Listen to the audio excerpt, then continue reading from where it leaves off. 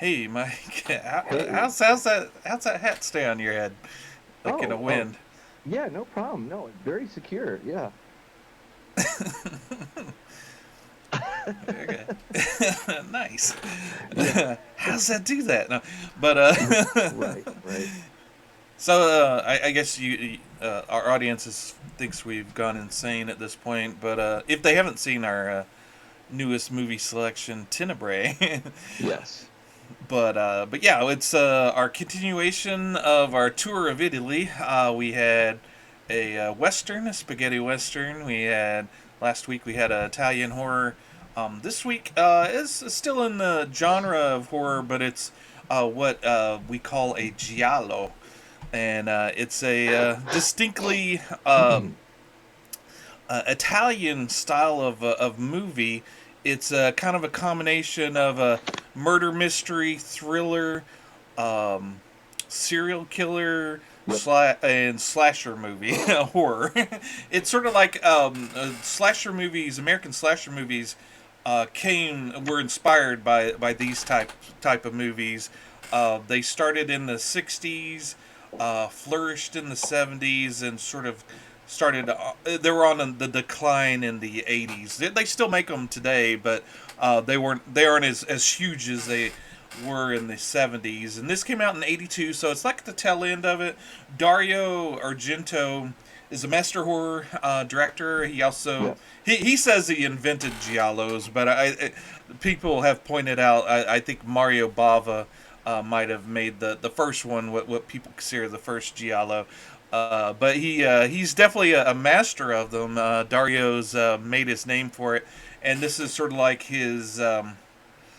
He made his career by doing the giallos, and then he went Right. off and did kind of sort of horror with supernatural elements. And we saw one of them and talked about it, Suspiria, and then Yes. he did Suspiria. It was part of a trilogy. He made Inferno, which was the second in the trilogy. Everybody expected him to make the third movie in the trilogy. Instead, he made Tenebrae. He eventually, a decade or so later, made the final um, uh, Mother movie in the Mother Oh, trilogy. But would say that it might have been best if he didn't make it. right. But yeah, so Tenebrae was him returning back to his giallo roots after he's done several movies, and this is sort of like his master class in giallo. So I picked possibly his best one to kind of spotlight our giallos. Absolutely. Yeah. And while you mentioned that this month we are taking a stroll through Italy and Hmm. going through that, I just wanted to kind of jump in real quick and just to bring home the point you mentioned. Are these guys insane? No, but we're unsane, which is also what the initial title of this movie was, I believe. In Um, America, yeah, yeah, in it's America, right? Yeah, in yeah, yeah. America. But having said that, though, before we jump into the main thing, I just wanted to pump out here and say, if you like the what you are hearing, we recently added horror to our genre probably several months ago, and I'm glad we Hmm. did, because Hmm. there's just so many more storylines to pull from, and this is one of those. Hmm. What I really enjoyed it. It's kind of the TLDR versus like this is a perfect contrast between last week's and this week, for multiple reasons. But Hmm. it was very good. But before we get into that, and we go back and jump into the main topic, I just wanted to say, if you like our content, we really much appreciate a follow, subscribe. If you're so inclined, maybe a like, maybe a dislike, that's fine too. Even better if you comment. That tells us how we're doing, all that good stuff. And before we do too much self promoting, but we'll go right back into oh man, there we go, to the main event here. Yeah, Yeah. so yeah, I came in with this, never seen it before. Aside from kind of now I am getting a little bit more mileage on the tires as far as it goes for horror. Hmm. In kind of Suspiria was very good. I did enjoy Hmm. that. And like you said, this week and last week, you try not to compare like that, but you can't help it because also it's Yeah. Italy, it's the month, but Uh-huh. kind of going through the very different styles are robust. And Mm-hmm. I think I read, I don't know if this is, I think this is in the description of the title card on Sutter, Good Grief. And it said something about how Dario Argento had not the same thing happen to him, but like basically like he got a brush with danger in real life, or was that not, or is that just Yeah, part of the yeah, title card and that's I'm missing that? But no, I thought no. you had Uh-huh. kind of talked about that a little bit in the past too, or touched on Yeah, it. yeah. He's sort of like he with his success in Italy and in his success in America with Suspiria, he's sort of become like the rock stars. During the 70s and 80s, there was Right. like this celebration of horror with Stephen King had that kind of rock star status as well, and he's a writer. And Dario, he put in like Goblin in as his soundtrack for his movies, which were sort of like this kind of rocking, sort of electro sounding Right. band with this pulsating beat. The band had broke up by the time Tenebrae had came out, and he asked three of the four members to come back and do the soundtrack. So it does have at least the core essence of Goblin doing the soundtrack. So that's That's so if you funny. if you see some kind of similarities. So he had this kind of rock star personality or Right. persona, and so everybody knew who he was. And when he was in Los Angeles writing, yeah, he had a stalker call him, and at first. The stalker was nice and very complimentary of him, but then he would call him 3, 4, 5 times a day, and then it eventually came to "You ruined my life. I'm going to ruin your life." And so his producers at the time moved him over to Santa Monica to maybe stop the phone calls, and it worked for a week or two, and then the guy found him again and started calling him. So he bailed for Italy. He's like, I'm out. I don't so blame him. Good God. so yeah, that and just reading and seeing on the news all the senseless violence that was happening in Los Angeles at the time. That sense of murdering people for no good reason kind of played on him, and this and also at the time, they would ask like Stephen King, Dario Argento, a lot of the horror masters at the time, your visions are so twisted. How are you not like a crazy killer yourself? Right. And this is sort of like his answers to it, which Well, is that maybe I am. I thought when I read that and like that information really informed on where the movie went, and it plays out very surreally, and it's so more clean and brighter in its colors and camera work, and everything therein. I really enjoyed walking through it. I mean, it didn't take long to get going. Um, there's a kind of a little bit of a disjunction there, but I think I just chalked that up to me to being a gringo, and maybe I'm not used to that. Yeah. But for the most part, I wasn't lost. It was very, it makes sense. And they are graphic even to this day and age. The effects Yeah. are very real, very practical, and like brutal. And like this is a European film, so this is like something like where they're a lot more comfortable showing the human body, Oh, so to speak. yeah. And before we get too much into the weeds on the nitty gritty of the movie, just to give a little bit more touchstones on what Giallo is. Giallo actually is the word Giallo means yellow in Italian, Oh, which kind of seems odd. It's like, well, why are you calling this weird, this slasher murder mystery genre yellow? But it actually was inspired by books that were there's literature books that came out in Italy, I think in mm, the '60s, maybe in the '50s as well. That were sort of these murder mysteries that were heavy on the violence, and all of them had. yellow covers. That was the imprint would make it Okay. yellow, so they would call it yellow, That's and funny. so that's where it came from, and yeah, so that's why it's Giallo. And Tenebrae means darkness. I didn't realize that until I was listening to some commentary on the movie this go around.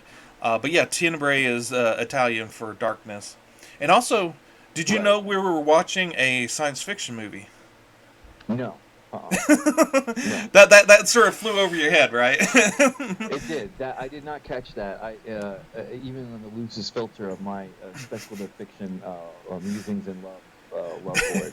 Yeah, yeah. I was gonna say, in a weird way, yeah, because I looked up the same thing with Hmm. Tenebrae. God, Jesus Christ, I'm self-conscious now. So whatever. Yeah. Like you said, the shadows, darkness. Hmm. In the a definition I read, like it means uh like uh like any type of service or ceremony, particularly like religious or whatever, that uses darkness and shadows to convey, the mystery therein, or contemplation, or whatever you want to artsy fartsy Hmm. stunning. But like this actually, in a different light, this is set up like that. Like this is like you are fundamentally, from your viewpoint for a lot of the film, is the murderer, but you don't see who it is. But Hmm. you're drawn into this their you're drawn into their crazy, essentially. Like Hmm. you're viewing their craziness. Now nothing is explained per se. It's just that dialogue and whatnot that kind of puts you in the seat, but you're solidly in their mind, Hmm. like that they're crazy and that they're, kind of going after it. And holy shit, it delivers on it. But how is this one a sci-fi? Well, yeah, a lot of critics are kind of shocked when they hear Dario Argento say it's a sci-fi. It takes, in his mind, it takes place 5, maybe 10 years in the future, Oh, and okay, maybe interesting. an apocalypse may have happened, and like in real life, after 5, 10 years, you're no longer really talking about it anymore. It's just there. Right. So it's sort of like the aftermath, and he filmed it in Rome, and he made sure that the crowds were very very minuscule. That there wasn't that many Oh, people on any given street or shop or anything. He wanted it to really? kind of appear kind of empty, which you, unless you've been to Rome and know how Rome is, you're not gonna have that experience with it. But yeah, and there's one scene that's a tip off that maybe it's sci-fi, and it kind of seems weird. Is when the writer goes to the agent, and his secretary calls him up. It's on. It has the phone has a video screen to it. Oh, interesting. Interesting. I'm gonna Yeah. have to watch that again with that in the thing. That is weird. And there are some other things too. Not just the title, but they don't really talk about religion at all. I mean, they kind of touch on it like Hmm. as a contemporary topic that kind of comes up. Like there's a little back and forth with the press, because the author, essentially, Dario, in a way, in a Yeah. fictionalized way, Hmm. is very meta, but in a tasteful, Hmm. playful way that works. Like Hmm. he is on this tour to his latest book, that kind of thing. Hmm. And I find it interesting that this was made in Rome and filmed in Rome, because you kind of have that backdrop of like there's always like this bigger question mark going on in the background. And I wish that I spoke Italian, and then I would get that subtlety. But I feel like the characters allude to it, but I can't prove that with any given dialogue. Aside from like when they're like he lands in Rome, he's flying from New York to Rome, and then he's kind of sit there in like a little meet and greet, I guess, press to flesh Yeah. with his Yeah. publicist at first. And there's this woman writer, or journalist, who sits down with him Hmm. and starts really hammering him about, these really heavy issues. Hmm. And Yeah. he's like, look, man, I support the this, I support the that. They're just Yeah. books, like, hey, this Yeah. is getting kind of heavy. Why don't we Yeah. pick this up tomorrow? Which is uh I wish they would do that nowadays, but that's Yeah, just too and classy.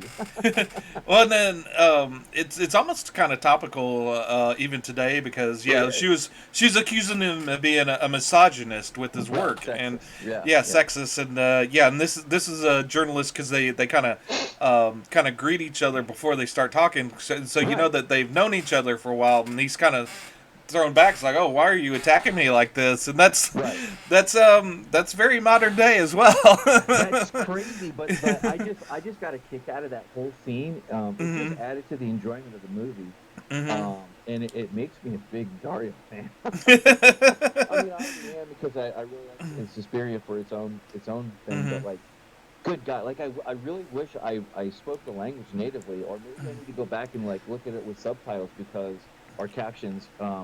Maybe those are true, or maybe this is probably going to Well, end the with me being a nerd about it and like going and finding the physical media that has the most authentic to the dialogue. Because I swear to God, if he meant it to be a sci-fi, there's a level of subtlety there, just like other author or directors, what they get. And if you don't get every of the context of it, you might well, miss it. And that kind of bothers me that I missed that, completely missed it. well, no, well, one of the I forget her name. Martlin McDonald, I think her name is. She wrote a book on Dario Argento, Mm. and they ask her about the sci-fi thing. She says I think he's joking. I think he made that up afterwards. Oh, that's so funny. so that I almost want to believe him, but yeah, that he has that playful nature about himself that he'll make Yes. jokes like that. So who knows? So who knows? Well, But well, I but mean, it's filmed in a way that when you think of Rome, you think of all the classical, you know, ancient stuff that's in Rome, right. and he films none of that. No, It's more modernistic at the it's time for its very modernistic kind of postmodern architecture and yeah, which is great too, by the way. yeah, Like I really enjoy this, absolutely. but yeah, the architecture and all that. But yeah, it really is no bigger or no smaller than this is filmed in Rome. Like you could have had that thing, but and Hmm. you would have. I mean, it's a lot cleaner. It's a lot. It's more European. Hmm. Like the whole thing. Although I will say, um, it super bothered me like when they were handling the guns and stuff. Like with the detective, like when at first you're kind of like you're kind of like, oh, those are cops or whatever, and then all of a sudden, like when something happens in the first part of the movie, well, I'm not gonna Hmm. give too much away, but like Yeah. the cops are there and they're already investigating thing, but the male cop, the detective, his friggin' that oh my god, it made me this is how much of a nerd I am, like it made me cringe a little bit because like the triggers. It's a shit holster, but anyway, it Yeah. all like none of this is like everything and every scene in this was high quality. It Hmm. just was. And Yep. I didn't like I wasn't pulled out of the acting, even though it was different Hmm. languages Yep. and stuff. Like Hmm. it really was a high quality movie, and I'm surprised that it's Yeah. not more famous than it. I'm just Right. Well, I was really blown it's away by it's one of those what it. movies, yeah, that it, there was there was that the satanic panic back in the day where everybody was Right. scared that every daycare was led by Satan. Everybody was Right. scared of heavy metal, and there was a 2020. I remember watching this back in the day when I was younger. There was a 2020 special about the evils of horror movies, and it was so funny because they were showing little kids watching Evil Dead Part Two and talking about how bad that is, Right. and it's like that movie is such a big cartoon that yeah, I don't know how Very how ham, how that's very gonna warp your brain that it was much. very campy, very Yeah. playful, very like it doesn't like anybody would So call the yeah. Evil Dead a horror movie. Right. Come on, man. So this one sort of got lumped into that because of some of the ultra violence that's in it. There's not much violence to it. So it got put on the video nasties list in X-rated. England. Yeah, X-rated and it was banned for a while in England, and the American release was so badly cut down. They cut down the violence, and they also cut down on some of the character development to where it made little sense when it came out as Unsane. And I didn't see that version of it. Okay. I kind of got into Dario a little bit later on, and I didn't see this until Anchor Bay came out with a really nice videotape of it, which later was upgraded to DVD, and I've got it Blu-ray. I haven't got it 4K yet, but you know, I've made the leap to most of Dario's stuff on Blu-ray, and now I'm like they're putting them out on 4K. I was like, do I make that next leap? But but yeah, it was one of those movies that was badly treated, and you were talking about the English language in Italy. Yeah, Italian movies are known for their bad audio, and they usually ADR all of it later on, dub it over, even so it could be a mixed bag. They hire American actors and also Italian actors, and a lot of times when they're filming, they're talking in their native language, and whichever one so if all the Americans, they keep that American dialogue for the American audience, but a lot of times it's so bad because of on-set audio issues that all of it has to be dubbed over anyway. But the interesting thing I heard on the commentary, all of it was recorded with English. Even the Italians spoke English during the filming of the movie, at the request of Dario. Which was interesting, and then later on it was dubbed into Italian. So it's actually the native language is English in this. Yeah, I did. I was not thrown for a loop. Everything, like I dug the styles, like because of course back in '82 you had or whatever imaginary time right set on and yeah. shout out to him for saying something like that, because whether it's true or not, guess what you're going to do. You're going to be like, no way, I'm going to go back and watch it. So you yeah. It's just like good for him for being a PR master, whether it's true or not. So anyway, and of course about it, but yeah, there's an interview with him on the Blu-ray I watched, and he also said something crazy about another movie that I love of his, Phenomena, about its origins and its back history, right. Involving World War II and what Germany actually won in that world of that movie, and that's not ever talked about in the movie, and it's I want to go back and rewatch it now and look at it through those eyes. I think we might have to step in on that maybe in a couple weeks. If we don't do anything else. Definitely. Because that calls to mind numerous kind of books and media like that. Like Amazon Prime made one about it, loosely based on The Man in the High Castle.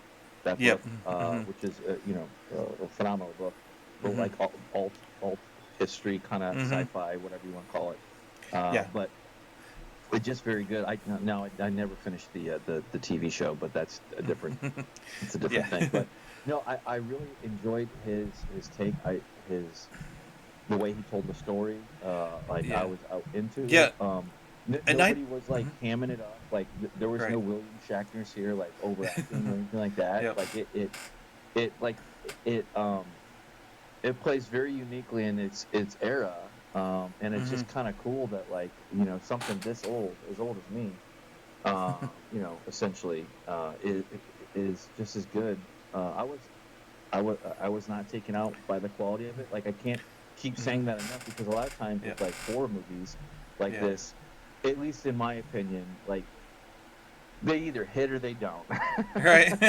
Like like maybe and you mentioned that there's kind of like this reaction to the genre that gets like one full letter grade lower than what it should or what it really is, and that this had none of that campiness or any of that. It was very serious.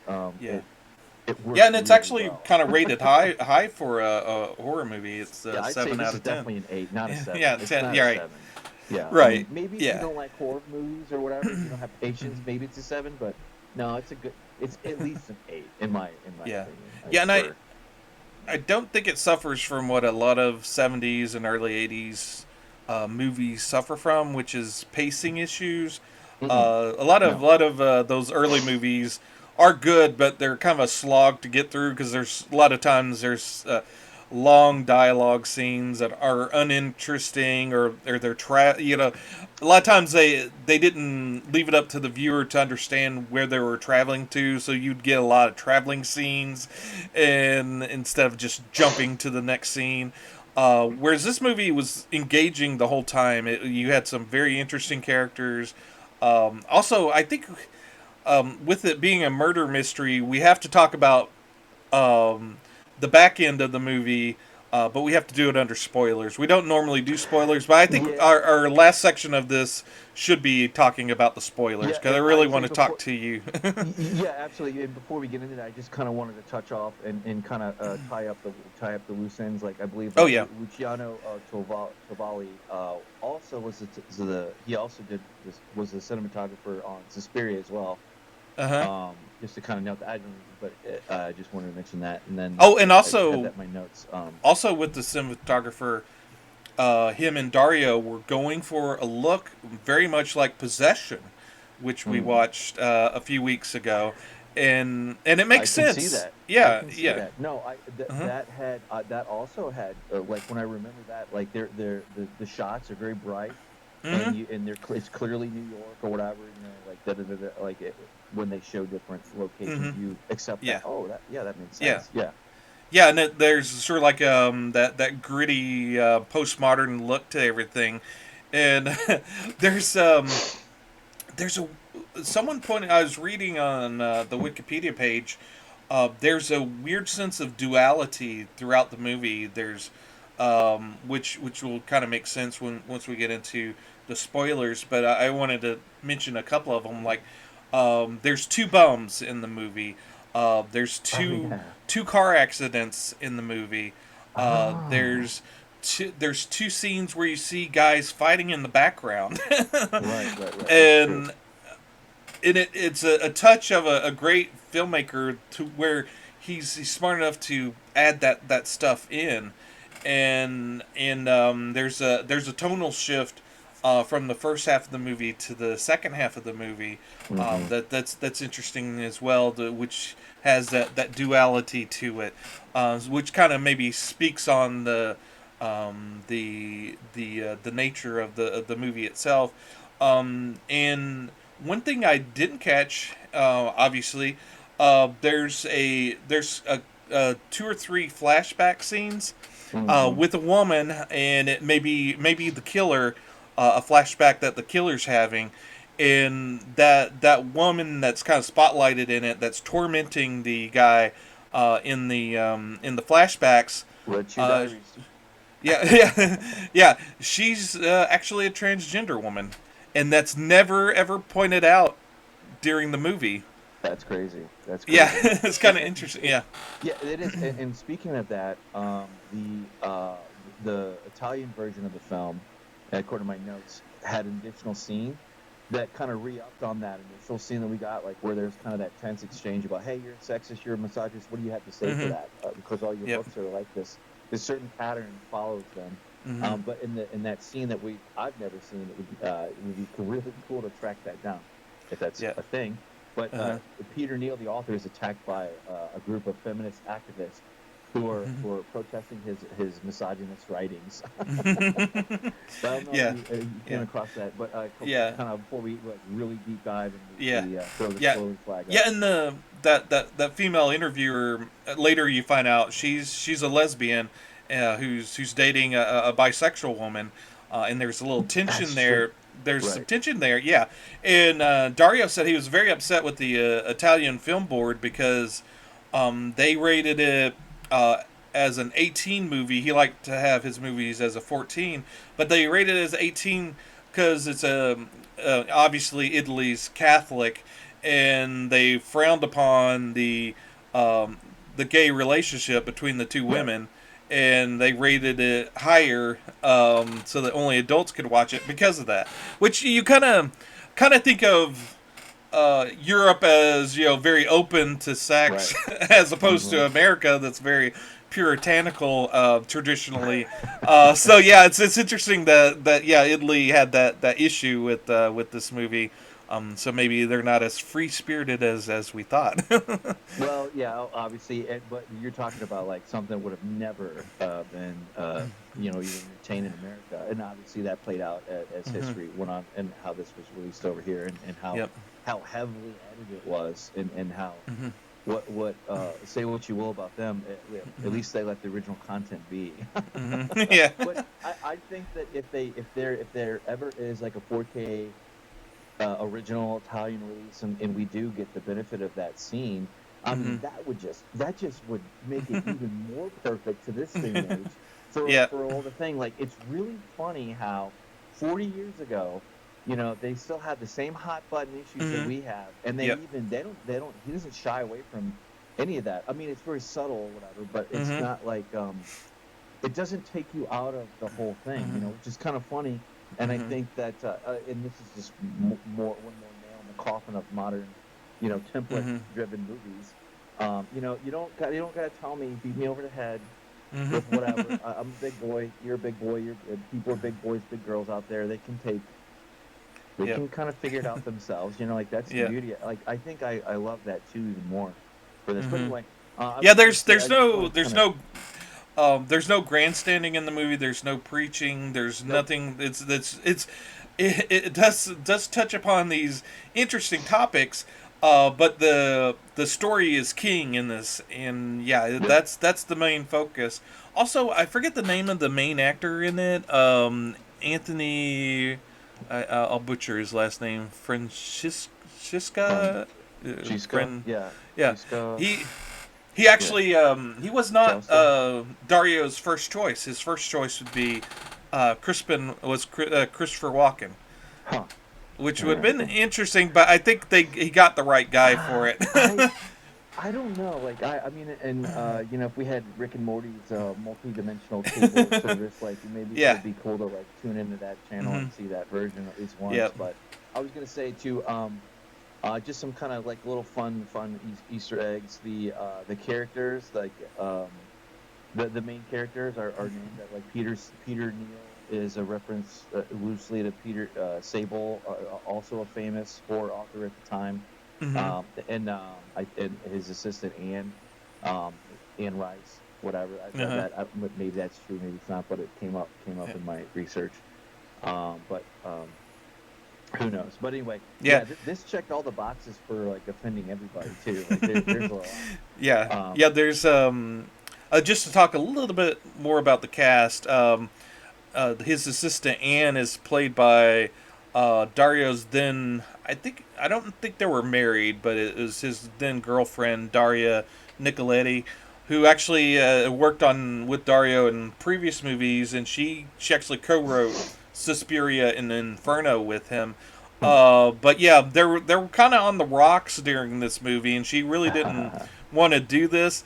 And she wanted to have like a small role in the movie, but the person that was going to be Anne dropped out, so he asked her to do it. And she has a lot of scenes with the guy who played Peter Neal, she and does. they hit it off pretty well, and they were spending a little bit too much time together, and I think Dario was very angry with the star of the movie, and they had some rows, and I think at one point he yelled at him to stay away from his wife. so so Dario's not known Hot for being boy. very good with his actors, and I guess it kind of came to a head. But it must have benefited the movie because Anthony's really good in the movie, and really pulls off it.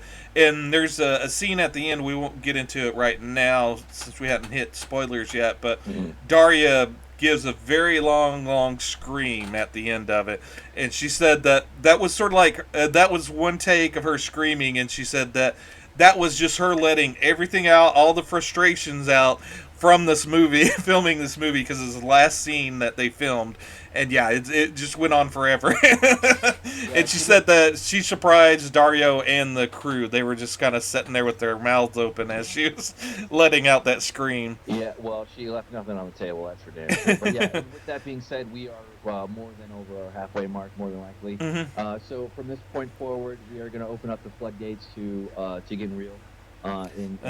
So this is your fair warning. The Yep. 35-minute mark or Yep. so. Yeah, if you haven't At seen this, it, postmark the video. Yeah, postmark Yep. it. Go watch the movie. Come back and watch the Yep. second half. And then if you're seeing this after the fact, then just come back at the very end where we Yeah. talk about our final thoughts. Probably like the Yeah. last 5 minutes or so of this. But Right. in Yeah. any case, yeah. So you fair warning. All right. Yeah. Here we go. We're gonna hop into the to the scene. Hmm. Yeah. It was there was you kind of suspect, but that this movie kind of makes you kind of like cast your suspicious thing on it, and they never show you who the killer is.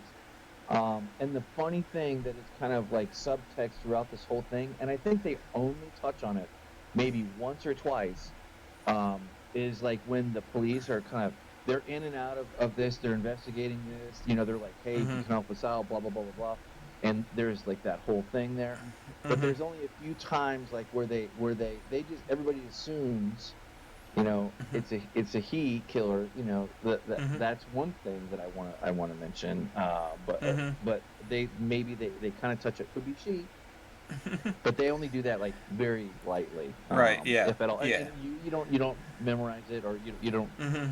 It doesn't dawn on you like when they're talking Yeah. about it. It's just very casual, Yeah. thrown out. I think it's like a scene when they're at the police station and you're kind of doing this and that, whatever. But Yeah, anyway, yeah. there's- What scene do you want to get into? Well, one thing I meant to say before spoilers, but it's okay that we talk about it now, is that Dario Argento, the hands, when they film the hands of the killer, it's Dario Argento, and that's sort of like a classic thing for Giallo movies, is that the director will be the hands of the killer always when it's in the point of view of the killer. Symbolism there. Yeah. Damn symbolism there too. That's crazy. Damn, Yep. He's a great director. Damn it. Oh, and yeah, and also there's a couple of actors from the House by the Cemetery. If you noticed, the girl that was stealing the book at the beginning of the movie is the babysitter from That's House. right, 'cause they do this thing with the eyes in these movies, like where they're like, Yeah. like, they really zoom in on the eyes, Uh-huh. and like you get the I guess it would be the death stare right before they die. Right. That's a better term, but Yeah. that's nuts. Yeah, she's in it, and the guy who was the library assistant, he's the coroner in this movie. Right. That kind of I liked did him not from catch House of the Cemetery, because he's sort of like this I forget the name of the guy, Peter Lorre. He's sort of like kind of guy. He was he in the House of the Cemetery. He came in when the dad was finding the tape and burning it, and he shows up and is like, "Hey, what are you doing here?" And it's like, "Well, what are you doing here?" And there's like that weird exchange, and then he's sort of like kind of creepy, and then in this movie he's the coroner making the jokes about the dead body, and yeah, I wish in each of those movies there was more of him, because he had this weird creepy vibe that was kind of cool. But yeah, so. In this it doesn't quite play fair. Kim Newman, he's one of my favorite authors. He does the commentary track on the Blu-ray I watched, and with Alan Jones, and he says that he kind of plays the trick like Agatha Christie, in that you can't figure out this mystery because they're not playing fair. There's two killers. There's two killers, True. and you're under the assumption there's one. So there's that. But he kind of hints at it through the whole movie, because there's that duality. There's two of everything, pretty much. Like I was saying, there's two bums that scare women. There's two fights. There's two car crashes. I think there's a lot more. And then an interesting touch that they pointed out, and I noticed, is that Paul, or what was his name, Paul or Peter, the main guy in it, the author, Peter. Peter, Yeah, Peter. Peter, Yeah, Peter Niels. Yep. Peter. There's water always near Peter, Ah, interesting. because like his flashbacks by the beach, That's true. and then when he kills his and gets revenge on that lady later on, there's a little water fountain by her.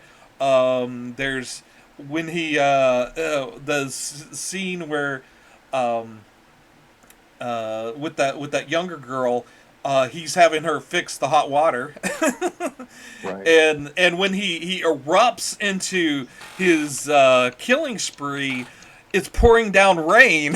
It's like water's That's totally true. coming down. Well, So, that's true. yeah. And they also at times they'll show him cleaning the blade, or the killer cleaning the blade Mm-hmm. too, as underwater. It's very Mm-hmm. that's interesting. I don't know. I have to stew on that one a little bit. I don't think I'm gonna have anything to add by the time we get done, but that's Uh-huh. crazy. Well, I Yeah. mean that just plays into the level, the subtlety that he goes and uses these things like modern concepts, Mm-hmm. like Mm-hmm. conflicts between men and women, like Mm-hmm. the whole thing of and I'm sure there's something out there with I Mm-hmm. don't know who the Madonna character here would be, but they Yeah. definitely don't shy away from prostitutes and Yeah. that end of the scale either. Yeah. Yeah. But So there yeah. usually, like with something like that, there's got to be like some kind of Madonna figure, or Mm-hmm. that's me pulling out of my Right. ass. There's probably not, but Yeah. Well, the first half of it with the first killer, he's who turns out to be the daytime TV host that interviews Peter.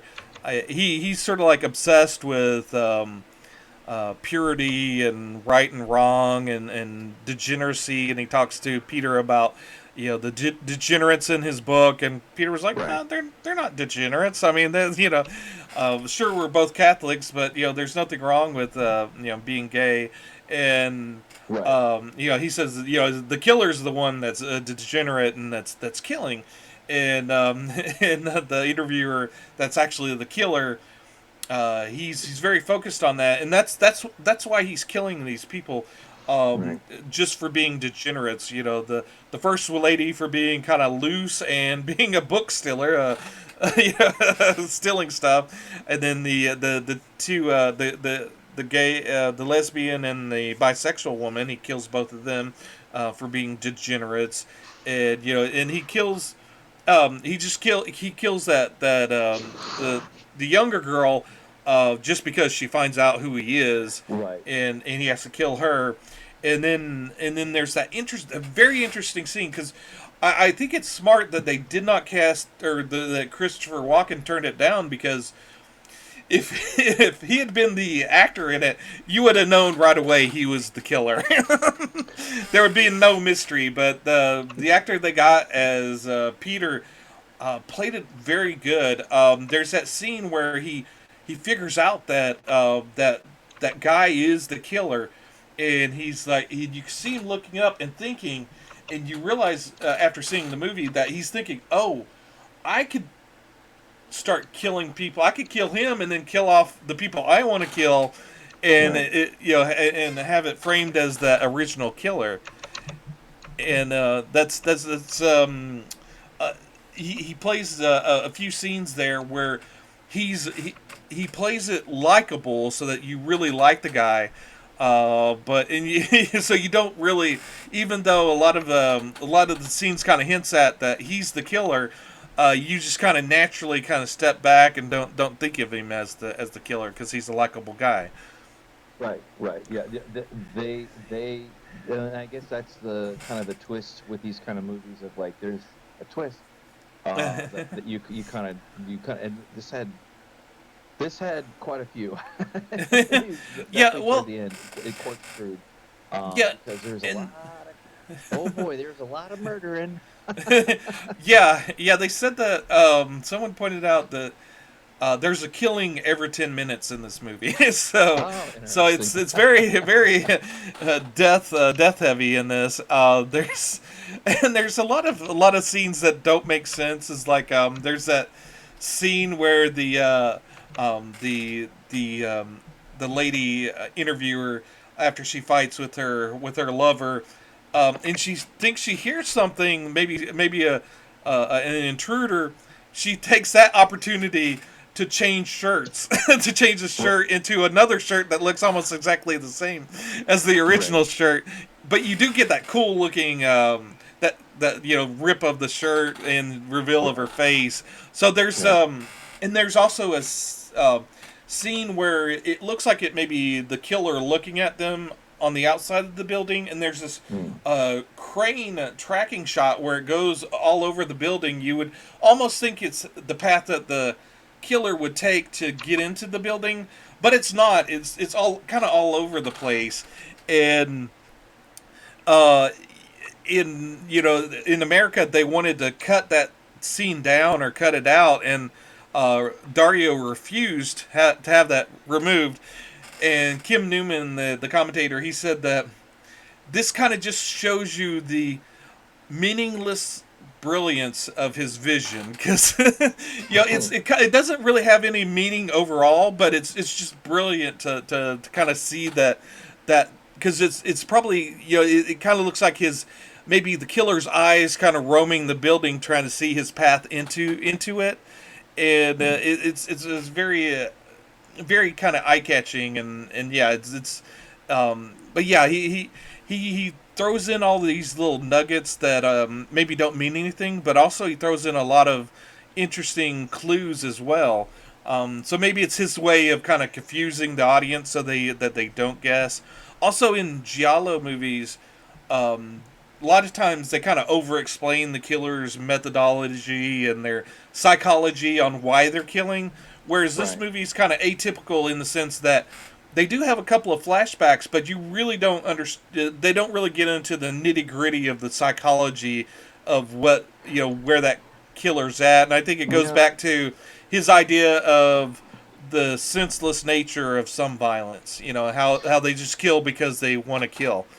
Yeah, yeah. They don't spend too much time on building up or building down the killer. It's just kind of like you're immediately just like he's landed in Rome. The plane lands and the killing Yeah, starts. it's like buckle up, buckle up, Right, Buttercup. but Yeah. right, but at the same time, you're still setting the scene of what's going on in these things and these people that are in and out, and trying to figure out what the hell's going on with this. And there's even hubris. They hold nothing back. There's hubris from the author, from disdain from the cop, the cop, Yeah, the there's main like this detective. really good antagonism between. Right. Usually, you would in those they become buddies, sort of like a buddy cop movie where they're both working in tandem trying to figure it out. But there's this really interesting sense of antagonism, and they're kind of breaking either one of them down through the whole thing. There's like that nice scene where the author, when he's kind of hinting at, well, the detective's like, well, did you know this woman and this and Right. that? He goes, well, would you talk to Smith and Wesson if someone killed someone with the Smith and Wesson gun? Right. Right. Well, yeah, that is true. They right off the bat they get off to that kind of abrasive kind of start of like, and in the author's defense, somewhat loosely say that he's not even off the plane from the airport, Right. and then all of a sudden there's these friggin' two people, random people that are in here, like asking him a bunch of questions about a murder. I was like, well, what the hell does this have to do with me? So that kind of Yeah. go when, and I could, you could very very much see like, what the hell are you talking to me about this for? But um, Hmm. and there's also interesting little commentary that's inserted all throughout this, and you can take that whether they're talking about the little mini little exchange tete-a-tete that they have with the female press writer, and Hmm. she's hey, what about this? There's also that scene there where they're talking about that they do like a fake newscast, and like one of the characters gonna get killed, like Yeah. is watching it or whatever, or Uh-huh. whatever. Yeah. I might be misremembering that, but he's like, oh, and apparently in the letter, apparently the killer also. It's kind of implied that he also sent a something else to the media too. Like, so they Hmm. sent something, or because they're not going to report that unless they got that sent. But Yeah. he's talking about like degeneracy, and so that means that has a lot of business people and blah blah blah fleeing Rome for this weekend or whatever. It's like kind of like tongue Yeah. in cheek. Right. But I thought that was funny too. Yeah. Yeah. It had that playful nature about it. It's like, um, it's Dario having become the master of Giallo, knowing that he could do a great Giallo and just having Hmm. fun with it. Right. He's in his sandbox, and he has all of his toys, and he knows exactly what to do, how to set them up to knock them over, and just have fun with it. And with it being him having fun, the audience has fun with him. In the whole adventure, and you don't have to have known his history to enjoy this, but it's that history that informs him on how to do this movie and do it correctly. Um, yeah, he also said that it was kind of interesting because his early giallos had animal names in it, like the bird and the crystal plumage, and cat of nine tails, and I think four flies on velvet. But yeah, in and all these other Italian directors were making giallos with those same animals in the name, and that was one of the reasons why he stopped doing giallos. It's like, what are these guys, copying me? I'm going to do some supernatural horror just to throw them off. And then he realized, well, why am I doing that? I like giallos. Let me do another one. So this is why he came back to it with this one. Yeah, Um, he hit the mark, and I mean, 40 years later, whatever, I got a lot of it from it, yeah. and it just makes me want to go back and like, just kind of explore my own Right. his Right. his thing, and His definitely, back like you catalog, said, yeah, and that was, mhm. we'll be hitting up his back catalog week Yeah. after next, I think, after we Yeah. wrap up we'll extend the tour through Italy one more time, like a good Italian, right? Right, exactly. Yeah, and the when I first discovered Dario, yeah, I had to see everything I could get my hands on, and I rented everything I could from the local video store, and then a lot of stuff were like this movie. There wasn't a good copy of it. So I'd go to the back pages of my horror mag to the mail order section, and I mail ordered all these bootleg videotapes of his stuff. So I watched a majority of his back catalog all at once. So when I start thinking back on these movies, they're kind of jumbled in my head. It's like when I was thinking about Tenebrae, I was thinking of another movie, thinking it was that one, and then no, it was this one. Another thing I liked, we should probably get into that final scene, Yeah, that sort please go of ahead. this orgasm of violence that happens. That I think a lot of American movies try to imitate that whole thing of, is the killer dead or is he not dead, Right. and not they don't quite get it right, even though there's a lot of imitations of this. In this movie, it still resonates, and still, I don't know if it affected you the same way. It was very effective scene, because I think it's they don't hold back on the violence. It is ultra Mhm. violent. The special effects are still good as today. That whole scene where he cuts his fiance's arm off, and she holds it, and that spray of blood hits that wall. On the wall. Yeah. Yeah, that Hmm. wall. That it looks, like I said, it looks real, but there's that violence, that sense of, oh my god, did that just happen? Am I seeing that? And Right. also the beauty of it, the whole blood spraying onto the wall is almost beautiful. And you're kind of taken aback. You're like, okay, this is horrible, this is ugly, but it's also beautiful. What's going on here? Yeah, and that whole scene, that whole sequence, it is raining outside too. So Uh it's huh. kind of in a way, in my opinion, it's kind of like flushing away everything because you're coming to the Yeah. end of the story and you're coming to Yeah. the thing, and you do not see the next thing coming, No. because you're seeing the author and you just assume that he's just like, that you just assume that he's like kind of done, like that he's out of his uh-huh. mind. But nope. Yeah. Yeah. And Nope. actually, Nope. if Nope. you Nope. Nope. yeah, and if you go back and watch it, the actor was really smart because when he cuts his neck, Hmm. he's overacting. He's like, Right. and he's acting out his death as so he's overacting. He's acting it out, and so if you watch it with that understanding, you can tell he's pretending. Right. But when you're watching it for the first time and with the you're reacting to it like the detective and his assistant is like, oh my god, what's happening? And then you have the reveal that no, it was like I love that little fake switchblade as well. I was like, With the where do you get that at the local joke shop? I mean, did he rig right. that up? Right. You don't really think about those little details, but yeah, afterwards you're like, how did he land upon that?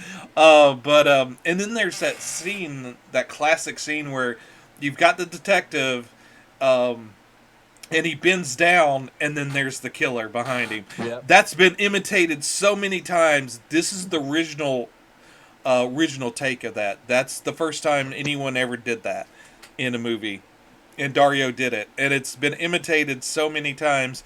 And if you watch it, go back and watch it, which I did when I watched it again under the commentary. You can kind of see the killer's ear kind of poking out behind the guy's head, so you could actually Yeah. see that the second time I around. I didn't necessarily see that, but I knew instinctively what was coming next. Right, because Like it's been done so many times. Yeah. well, that, but also like from the sample, like right before that, the uh-huh. cop picks up Yeah. the bullshit thing, and it's like, Switchblade. Yeah.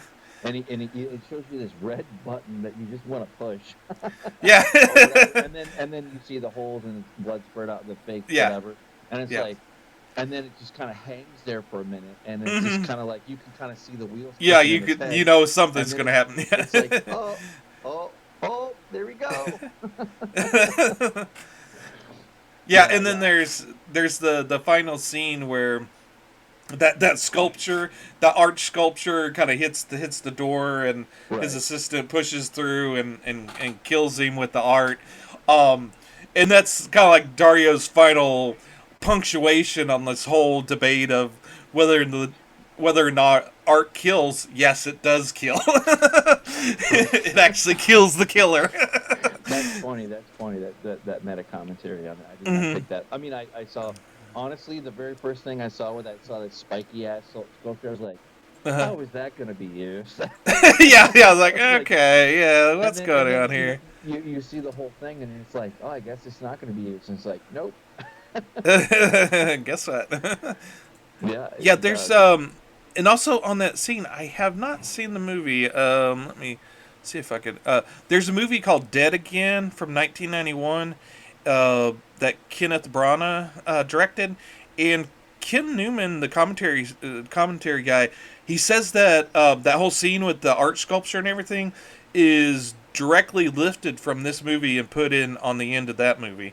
Really. and Hmm. and yeah, he says that he cannot believe that Kenneth Branagh has not seen Dario in this movie, and he goes, but it's kind of hard to believe that he actually watched the movie, but it's such a picture perfect copy of the ending that you'd have to assume that they did that he had.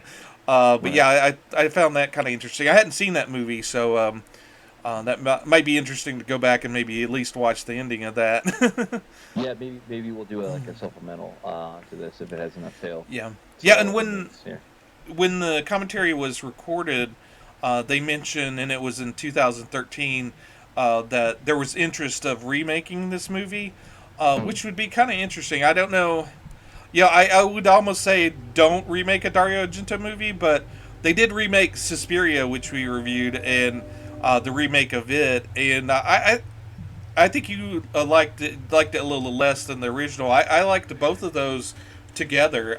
There's Yeah, stuff I like in both of those, yeah, and I yeah, yeah, there was nothing wrong with it, but it just didn't hit the same same punches. buttons. Yeah, And maybe that was because of the order that I watched them. Maybe I don't know, but yeah, I do know that I am a Dario Argento fan, regardless. So hmm I'm gonna try to have a more bias yeah, toward yeah, his version. yeah, yeah, and Alan Jones, the other commentary guy on the commentary, he also pointed out that when he was going to see the movie before he saw it, he knew that actress that played the woman in the flashbacks that turned out that's actually transgender. He was like he knew that she was transgender going into the movie. So, and knowing Dario and how he likes to play with things, he thought that was going to be like a major plot element in this movie, and it turned out to be nothing at all. Right. It's like not it's just there, and which is Right. kind of Yeah. It's interesting. just it's just there to kind of set the scene of like this delusional state that Yeah, there's imagery there. I'm sure like this is kind of like why I feel like I missed quite a bit. Potentially, like I wish I would speak Italian, but I because don't. there's got to be some extra layers there that you're missing from the dialogue. I Um, don't. I, I don't think there. I don't think there is. I think it's just the fact that here's the past trauma. He hasn't gotten over it, and that's triggered that along with this guy tormenting him with these killings, kind of antagonizing him. It triggers something deep within him that sets him off and decides, okay, well, I'm upset with my agent for having an affair with my fiance. I'm gonna kill him and frame the frame the killer, the original killer, and like the original killer doesn't have a really good reason for killing that we're told. He just doesn't like degenerate people, or right. in his mind, what degenerate people are, and it's kind of fascinating that there's not, because in most movies you expect to have that okay, well, that final monologue by the killer explaining exactly why he's crazy, what happened to him. There's like that sense of people kind of want that, even in real life. In real life, even though it's senseless violence, there's a mass shooting, whatever. Everybody wants to know, well, why did they do it? Why? And in reality, sometimes there's not a reason, a real good reason. Yeah, and there's never a good reason to kill anybody, Right. but yeah, there's not like something that triggers them to kill, and so like yeah, so this movie is sort of like playing with the idea of, some people just kill just to kill. Yeah, no, well, that goes to the title, unsane or insane. If you want to be a little bit more, not as Yeah, whatever, but it's very well done, and it lacks things that are nowadays and since then that try to emulate it. Just do that. They emulate. They don't like really strike the same yeah, chord, the same things because like with modern things, you're told, yeah, well, this, it's like, oh, well, we can't take or handle the idea that somebody could be like this deranged yep. to kill, but they look just like you or me, like Mm-hmm. they now some horror movies, American made ones, do they don't shy away from that, but Yep. that's kind of the point too of like, you know these are very much the what did they say in the writing of the book? They said something like then they quote it like a few times, but something about oh, I found freedom through annihilation of my Mm-hmm. I basically stopped gatekeeping my internal Yeah, whatever, and then I yeah, just decided that it was okay to just go start murdering. Like there's no like yeah. there is no thing, and everything every one of the murders are very graphic. You already called that out. The gore is there, but it's Mm-hmm. it's also very personal, and like they don't shy away from showing their face Mm-hmm. or doing that. Obviously, you, the person, the camera, the perspective, you Mm-hmm. don't see their face, but to Yep. their victims, like they don't, they Yeah. just it's just that that Okay. level of betrayal of of Yep. just walking into somebody's house and Hmm. deciding Yeah. that you are the judge, jury, and executioner of life. It's, Yeah. Yeah. And there's also a sense of there's people have pointed out Dario's kind of playing with the idea of maybe I am the killer by having the guy that's kind of his persona in the movie actually be the killer. Is like, oh well, all my critics that think I'm a killer, maybe I am, but everybody that talks about Dario is like, he's a very sweet man. He's not, there's that sense, I've heard that about authors like Stephen King and Clive Barker. They're some of the nicest, sweetest people you would ever meet.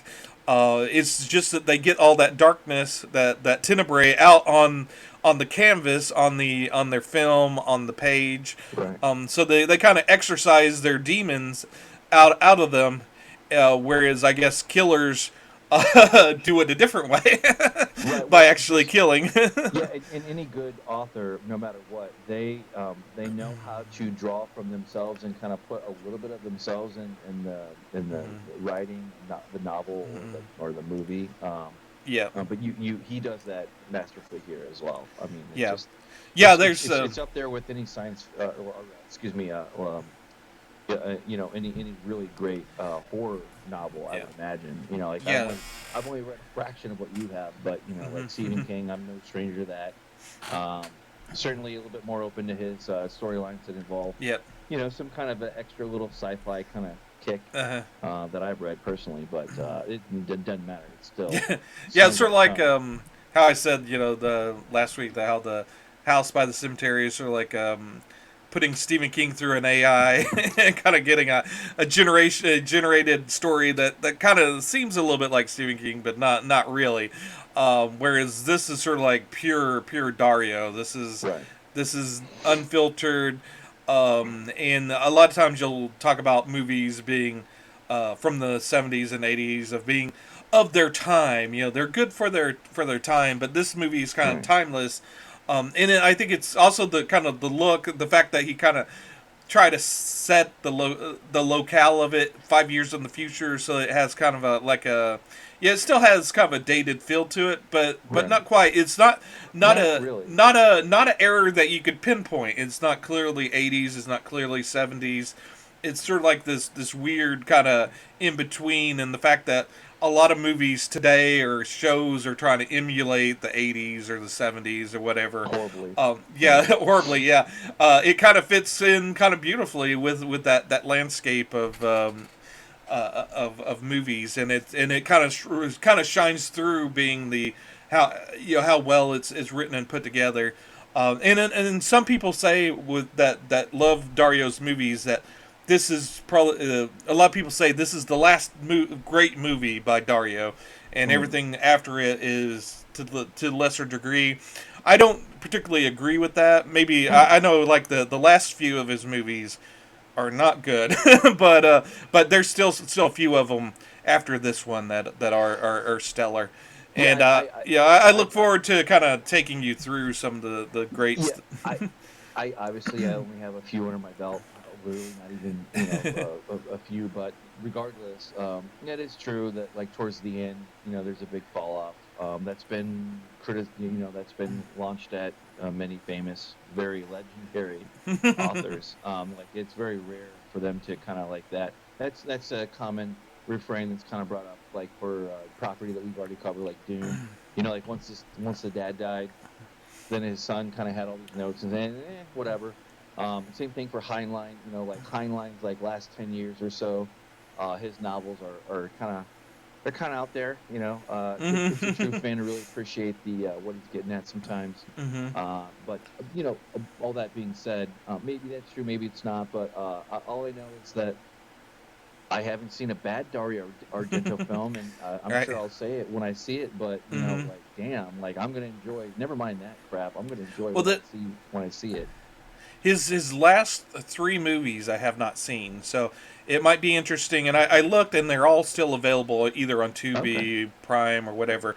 So we could actually maybe revisit like another great one of his, and then at a later date, maybe look at one of his last movies Sure. that he's made so far, and kind of see where the quality has dropped off, or or if maybe we like it. You never know. Yeah, I would probably want a little bit more of his Yeah, prime bona prime stuff. Yeah. yeah, bona fides there before I Yeah. get to that point. Hmm. That might actually be a fun thing to maybe do, Hmm. maybe over a 3-day weekend or something. Like you can do 3 shows and like do three, the last three, or one big mega one. But Yeah. Yeah. I kind Yeah. of like That's, I have a level of respect for him, like where I don't kind of just want to jam like hmm. a couple of his films together. I kind of want to experience them as they flow, Hmm. and then kind of talk Yeah. about it, because it's a Yeah. great recommendation, no matter where Right. you sit, no matter Yeah. where the aisle is on you. And the Hmm. thing is that like I think also what works in this movie's favor for like the aging thing too is the fact that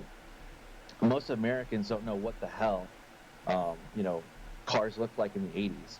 So it kind of Hmm. had that novelty a little bit to like where, if you're in America, you're going to see big, boxy, square vehicles, and you don't see that in this movie, which I think goes in its favor. Cars aren't really a big deal in this, but they're in and out throughout the There thing. is But that reoccurring wreck thing. There's like those two wrecks like at the beginning, when the detective lady runs out into the street and the guy kind of crashes into the right, he tree, just and pops then over the curb, yeah, and just kind of yeah, goes off, yeah. and Peter's male assistant kind of going through the trauma of seeing that. The killing, and then kind of just runs through the 4-way stop thing and causes Yeah. a wreck behind him, Hey and man, Peter's like, I gotta get out of here. It kind of yeah. like speaks to the crazy way of how Italians drive. But there's that the shoplifter when she gets on her, I guess her boyfriend's or some guy's motorcycle and set on its side saddle. I kind of like cringed inwardly. It's like, oh, are you really gonna drive That ride like that?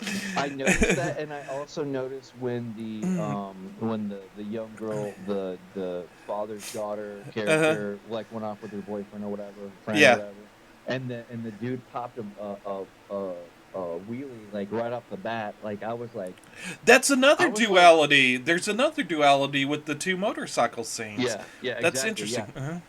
But and also at the same time, both of those two motorcycle scenes had to do with two people on a motorcycle anyway, regardless. Yeah, So yeah, a and man and a woman, right, and the both women get killed. yeah, I'm sure if there's you a lot. yeah, if you watch this movie again with the idea of duality and seeing it, you're going to see a ton more than what we pointed out. Yeah, and let me tell you something. Like, knowing how to pop a wheelie on a bike like that is like, well, if you have the skill set, that's one thing. But like to do it with another person on the Mhm. bike with you, even more remarkable anyway. But of course, it Oh, wasn't like a big showstopper kind of thing. But uh, it was like, yeah, it was kids, young kids being kids, taking off and going in the sunset, so to the speak.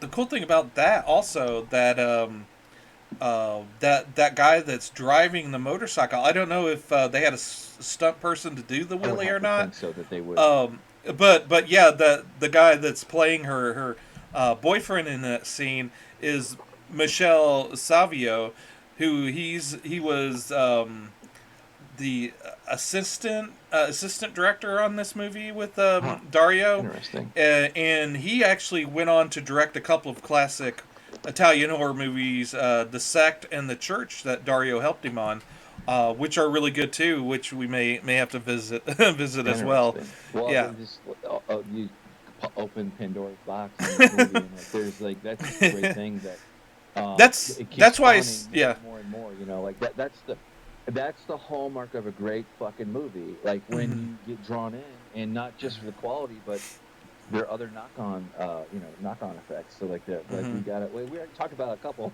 that we're going to Yeah. be covering in the future for sure. Yeah. But Yeah. yeah, Yeah, it's like and Dario's like one of those in my mind, the one of in the pantheon of great directors. I throw him in there. I throw Takashi Miike in there. I throw David Lynch in there. oh yeah. Um, Christopher Nolan wants to go Yeah. in there. I don't know if I'm ready to put him in there yet. Well, But respectfully, he's already in mine, but that's yeah, okay. yeah, Like, yeah. Exactly. Yeah, there's certain directors that speak to your heart, and Hmm. I know he does to yours. So yeah, and that's good to have those handful of directors that are your go to directors. And even if they make a bad movie, you can always get a little nugget out of it somewhere. Of Maybe course. a little glimmer there that's there. But yeah, and Takashi Miike's, I think at this point, has made over 200, so you can't love them all. But Right. I don't think Yeah. he does. But yeah, it's and I haven't seen them all either. But yeah, yeah. So this is a great movie. Yeah, there's certain movies and things that we cover on our podcast that we struggled to get a good decent runtime to talk about. This movie has been a pleasure to talk about, It is. and we've run long like we sometimes do, and there's probably still more we could talk about, but I think we probably are hitting that wrap up point. Yeah, yeah. I think we're hitting the line probably, and nothing I'm going to be able to do other than if you look for it, there's all kinds of Easter eggs like any good movie. Like no matter if you freeze frame it, whatever you want to call it. God, that shows my age, but there is like one thing I like to do is call out books or whatever. But like in the opening credits, there's a bookshelf that's filled with horror famous horror authors too, and they don't. I thought that was kind of cool. uh, Edgar Allan Poe and H.P. Lovecraft, I think, is what they showed. But anyway, yeah, uh, there's actually he does recommend. He kind of touches upon um, uh, author Conan Doyle and Sherlock Holmes a couple of times. He quotes oh, Sherlock Holmes he in that. does. Yeah, if you Yeah, if with the you detective. Yeah, discount. when he talks to him. Yeah, yeah. Yeah, there's another duality scene Or where not. the Excuse me. Peter. Yeah, let me back up. Like he kind of dips into that, but he talks about where they're trying to like figure out well, maybe it's somebody I know that's the killer, and then he has that dialogue with the Revelation. Yeah, detective of like if yeah, you eliminate yeah, all the yeah. possibilities, like All you're left with the improbable, no matter how improbable that is, yeah. whatever. That's But it. Yeah, and then the detective says it again at the end. yeah, it's true. And so there's that duality of that again, that reoccurring thing, and and Kim Newman points out, and I don't know if it's true or not, but that crazy dog that attacks that girl, which is a crazy scene and somewhat hilarious, but also kind of scary if you're afraid of dogs. He thinks that's a reference to the Hounds of Baskerville, but I Interesting. don't I don't know, but it could be. I would know. Yeah. Yeah, but yeah, that whole thing where that dog is like, is that fence going to stop him? Nope, nope. He's going over Yep. it. He's going Yep. after her, Oh yeah. Oh yeah. and he chases her to the killer's house, which is totally crazy, totally improbable. But you're running along with that girl. You're right there Right. with her, and you feel her terror. You see her discovery, and yeah, it's a great scene, and it makes no sense, but it makes perfect sense for this movie. Yeah, that's true. And I was gonna say too. Also, like a classic kind of trope was like the woman who what do they call that, the book thief, Hmm. shoplifting scene, that woman, like when she gets away and she's like going to Hmm. her, presumably going to her pad.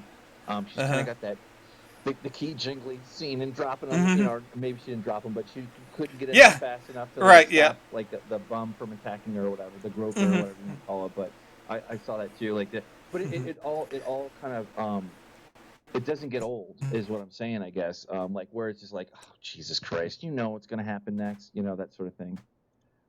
But I think I lost you.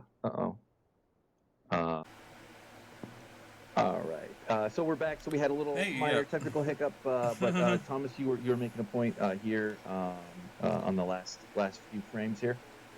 I don't remember. Can you refresh me? Yeah, I think you were just talking about how we were both talking about the duality of the movie and how well he Mhm. interwove that, and also the bigger major themes there, and that there's so much to unpack, Yeah. um, Yeah. The fact. from the Yeah. whole. Yeah. Yeah, it's full of stuff. Yeah, like I said, we were about to end, and then we went on for a little bit longer there, just because there's so much in this movie, we could probably talk a little bit longer. But we're gonna throw it back to you, the audience.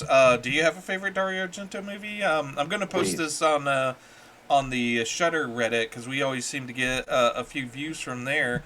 So if you've come from there and have a favorite of your Dario movies, let us know. Maybe we'll hit that one next, or you know, pin it in for a future visit.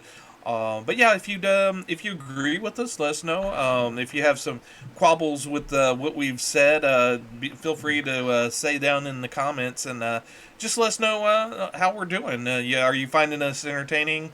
And like I said, if you've made it this far, you probably like us, or hate watching us. So maybe give us a like, a subscribe, and hit that bell for notification, as the YouTube kids like to say. Yeah, and one thing I like that we don't do, we're not raising a ruckus over here. We might definitely find an opinion, and I think, but Hmm. nothing like out there that is just that you hate watching or whatever, and that's fine too. But I Right. just wanted to kind of mention the fact that, like, I think the best way to put it is, like, we don't. I mean, we review things per se, so to speak, but it's really more about finding good content to recommend to you. And because I know I've been a beneficiary from it multiple times. I've seen movies and author read books and comic books that I would have probably never, known about. One, but if you know Hmm. about it now, you can enjoy it too. So I always want to Yeah. promote our back catalog. It grows ever Yep. deeper and wider, Right. and you can see the quality as we've kind of done this thing a little bit more. But like Tom Right. said, if you made it this far, Yeah. that's wonderful and great. But if Yeah. you could give us Yeah. a little feedback, that'd be even better. Hmm. And also on the docket for next week is, and I kind of open this up to the audience. Hmm. Thomas left it to me to kind of pick the last, mobster kind of Italian, either American or whatever Italian movie, whether inspired or whatever. And Hmm. I think I'm going to have to come up with an answer tonight. But Hmm. before I do, what would you say? What would you recommend? Or for that matter, what would you have substituted from our month tour of Italy? Hmm. When we do this next year, we Hmm. might find some interesting Yeah, things yeah. to If you're view. watching this in the future, we're hopefully gonna, yeah. As we've discovered, there's a wealth of Italian things that we haven't been exposed to, and so we want to continue this tour of Italy into the future Absolutely. and revisit it here and there. And so yeah, if you have a favorite Italian, and we covered spaghetti westerns. We've covered horror, giallo, and we're going to hit on gangster movies. But if there's a genre of Italian movies that you like that we're unaware of, let us know, because that's one of the good things about our channel is, sure, you have your favorite soup, you eat that soup, but you get to the point where you know what you're going to get when you eat that particular soup. Yeah. The crazy thing is, there's probably a dish out there that you absolutely would love, but you have never tried, and this show's about all about exposing people to stuff that they may not be aware of, that they may really enjoy, and it may become their future favorite thing. Absolutely. So yeah, that's our inspiration, as opposed to watching what we know is going to be a bad movie and just ragging on it for being a bad movie. There's Right. obviously entertainment in that, and Sure. Red Letter Media has built their career on making fun of bad movies, and they do it expertly. But they're experts at that, and we're Yep. going to leave it to the experts. We're going to do our little thing here, and maybe we'll become experts at what we do. But we're still in the infancy of this, and hopefully you're there, and will join us on our ride to future greatness. Absolutely, absolutely. Yeah, and I can't say enough about our back catalog. Hmm. Possession. I have a prediction to make. And you know what? One of the things I wanted to say was we need to get Scott Dyson back one of these Uh-huh. days, pretty soon, because that Yeah. was just a joy to have him on. But Hmm. I have a prediction. I bet Tenebre is gonna be in the top 10 within. Well, I'll say a month. I'll say a month. I bet Hmm. it's going to be in their top 10 in a month. Yeah. we'll see. Stay tuned if that All happens or right. not. But Yep. as always, we want to thank our 37 subscribers, and maybe tomorrow you Mhm. can be 38, maybe the next day you can be 40, maybe you're number 50, maybe you're number 100. Mhm. But when that day happens, we'll definitely love it, and the Mhm. more the merrier as we build this community. Yep. But I've been Yeah. Mike. I'm Thomas, and here's a promise. When we hit 100 subscribers, we're gonna have a little celebration. So help us get there. Absolutely, absolutely.